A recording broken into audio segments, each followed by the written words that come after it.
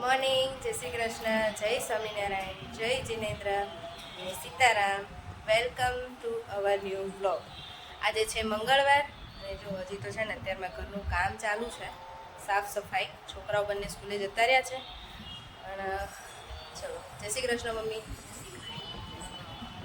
અમારા મમ્મી અત્યારમાં જાય છે, પછી આખો દિવસ તો તમને કંઈ વિડીયોમાં મળતા નથી, એટલે મેં કીધું ચલો અત્યારમાં જાય છે ને તૈયાર થઈને તો હું એક વખત વિડીયો સ્ટાર્ટ કરી દઉં. મમ્મી, તમારા વિઝા આવ્યા ને તો બધાએ તમને કોંગ્રેચ્યુલેશન્સ કીધું છે. Thank you. મમ્મી તરફથી મેં કાલ કીધું હતું, પણ મેં કીધું આજે તમે બધાને થેન્ક યુ કહી દો. આપણા વ્યુઅર્સને બધાએ સારી સારી વિશેષ કરી છે. હા, બધા ખુશ થયા છે.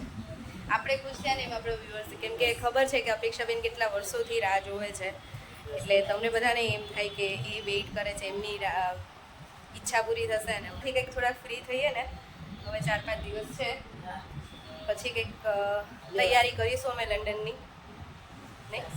પાણી ઢોર પતે પછી તૈયાર થાય. હા, પછી બધું કરીશું. ચલો હવે તમે જાઓ અને હું બતાવું મારું કામ. જય શ્રી કૃષ્ણ. ચલો આજે તો લંચમાં છે ને હું મારું ફેવરિટ બનાવું છું, ખીચું ચોખાના લોટનું. કેમ કે મારે એકને જ ખાવાનું છે, રાહી અને શ્લોકને બ્યાનાના ઘરે જમવાનું છે. એટલે મેં છે ને જો પાણી ઉકળવા મૂકી દીધું છે, જીરું, મીઠું અને લીલા મરચાં નાખ્યા છે. મરચાં મોટા એટલે નાખ્યા છે કે છોકરાઓને કદાચ ખાવું હોય ને તો મરચાં નીકાળી શકે, બાકી તીખું તો થઈ જ ગયું છે. બસ થોડી વાર ઉકળે ને એટલે ચણાનો લોટ નાખી દે. મને અપેક્ષાબેને બતાવ્યું ને ત્યારની ઈચ્છા થઈ હતી ખીચું ખાવાની. ફાઇનલી આજે હું બનાવું છું. તો ફાઇનલી મારું ખીચું છે ને રેડી છે, મસ્ત ગરમ ગરમ. હવે છોકરાઓ આવે ને એટલે બેસી જાઓ. જો ખીચું તો બનાવ્યું હતું, પાછું એની જોડે અમારું મેનુ ચેન્જ થઈ ગયું. રીંગણા બટેકાનું શાક, રોટલી બનાવી, કેમ કે પપ્પા ગયા હતા બહાર અને પછી મોડા આવ્યા, એમને જમવાનું બાકી હતું એટલે પાછું શાક રોટલી બનાવી. અને રાહીને શ્લોકે વ્યાનાને ઘરે જમવાનું હતું ને તો ગયા નહીં જમવા. કેટલું વ્યાના બોલાવાય, ભાવિશાબેને ફોન કર્યો તો ના ગયા છે. તો ઘરે બંનેને વ્યાના આપી ગઈ ને ઘરે બંને ઢોસો ખાધો કે અમે શાક રોટલી ખાવું છે. તો પાછું મેં ખાલી મારું ખીચું તો પડ્યું જ ગયું, બીજું બધું બનાવ્યું. હવે હું જમવા બેસીશ. ખીચું તમારું ઠરી ગયું છે, પાછું ગરમ કરી હવે જમવા બેસીશ. જો સાંજના 6:30 થયા છે. આ બે એક વખત રમવા ગયા હતા, પછી રાઈ શું કરવા આવી હતી તું અહીંયા? તો કપડાં ચેન્જ કરવા હે ને?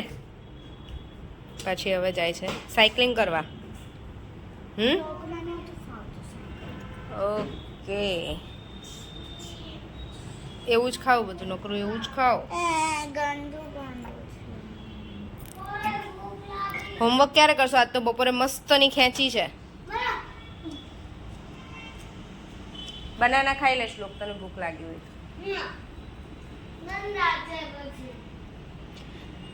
હોમવર્ક ક્યારે કરશો? આજ તો બપોરે મસ્ત ખેંચી છે ઊંઘ.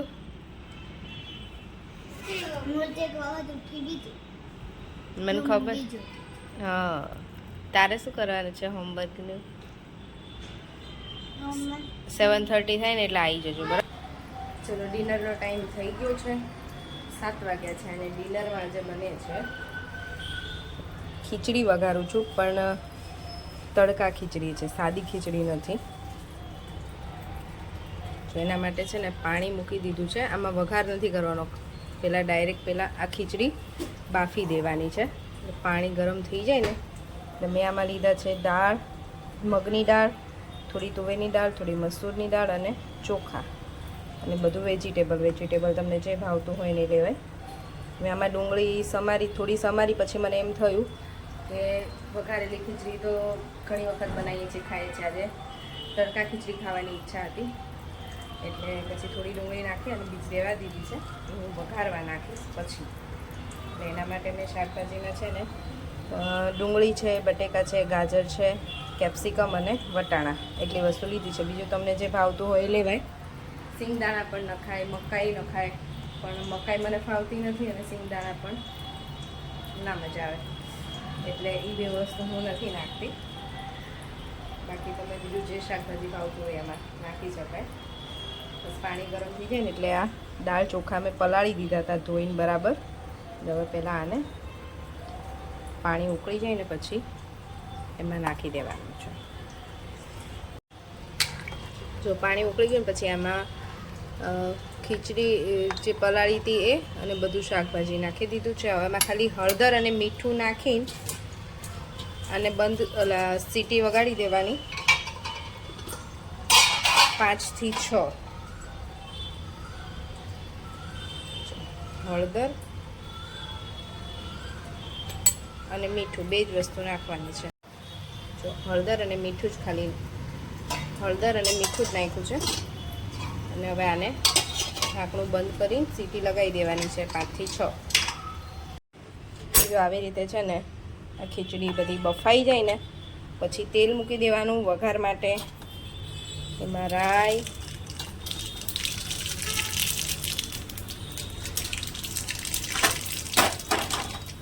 તેલ મૂકી દેવાનું વઘાર માટે. રાઈ, જીરું, સૂકું મરચું, લીમડો અને ડુંગળી.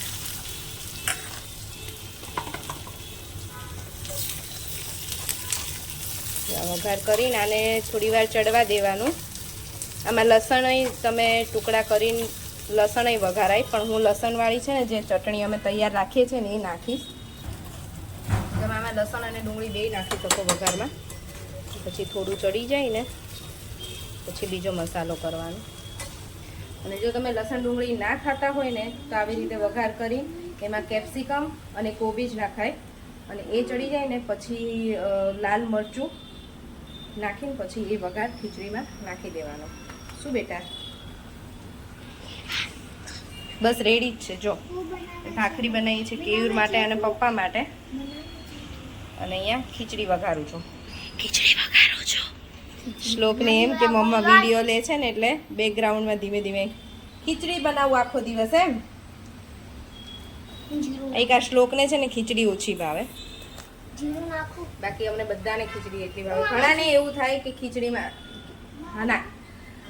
ઘણાને એવું થાય કે ખીચડીમાં તો એવું શું ખાવાનું હોય, પણ ખીચડી એટલે હેલ્ધીમાં હેલ્ધી ફૂડ કહેવાય. અને અમને બધાને તો ભાવે. મને તો રોજ આપે ને તો રોજ ભાવે. હવે આ છે ને ડુંગળી ચડી જાય ને પછી એમાં લસણવાળી ચટણી નાખવાની.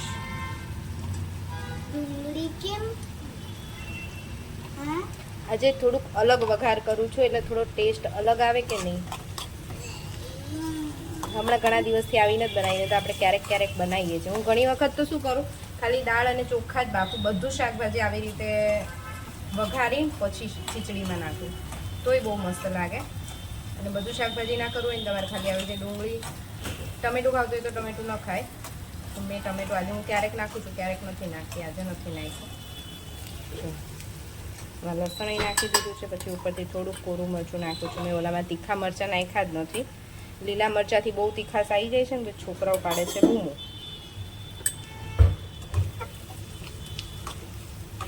બસ હવે આ વઘારને છે ને આ ખીચડીમાં ઉપર નાખીને હલાવી દેવાનું.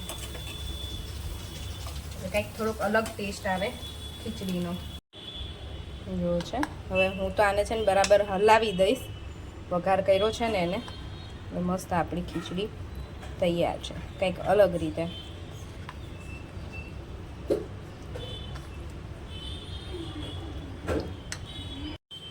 જો થઈ ગઈ મસ્ત ખીચડી આપણી તૈયાર.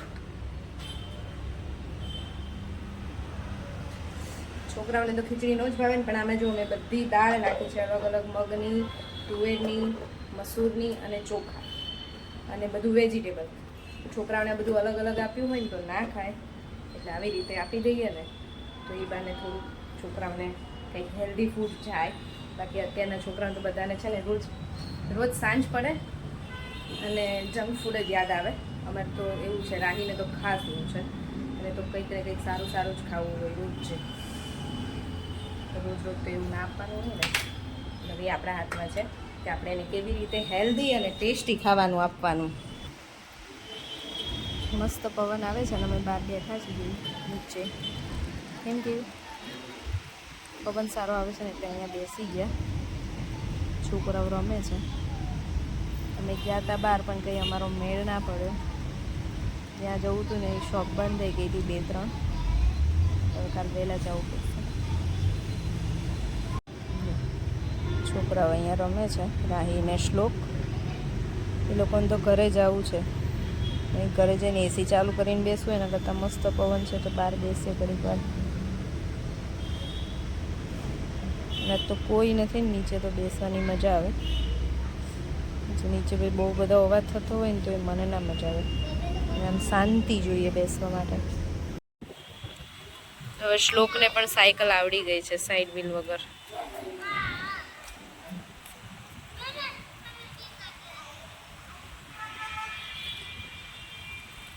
દૂર રહેને એમથી, દૂર રહેને એમથી.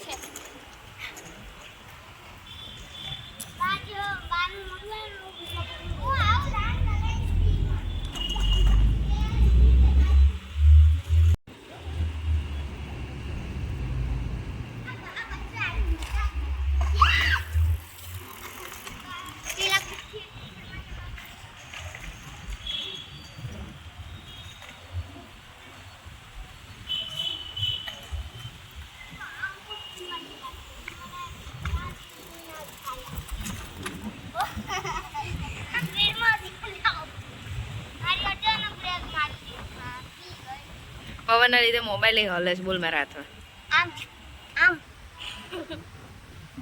આ લોકોનું રમવાનું તો પતી ગયું છે.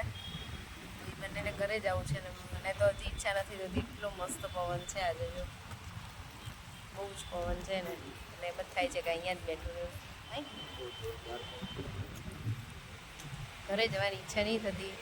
એસી ચાલુ કરીને બેસો એના કરતાં અહીંયા સારું છે એવું લાગે છે. પણ હવે આ બે છે ને અમને બેસવા નથી દેતા. હે ને ઘરે જવું છે ને. ચલો તો હવે આજનો વિડીયો અહીંયા જ પૂરો કરીશું. ફરીથી મળીશું કાલ નવા વિડીયો સાથે. ત્યાં સુધી બાય બાય, ગુડ નાઇટ, જય શ્રી કૃષ્ણ.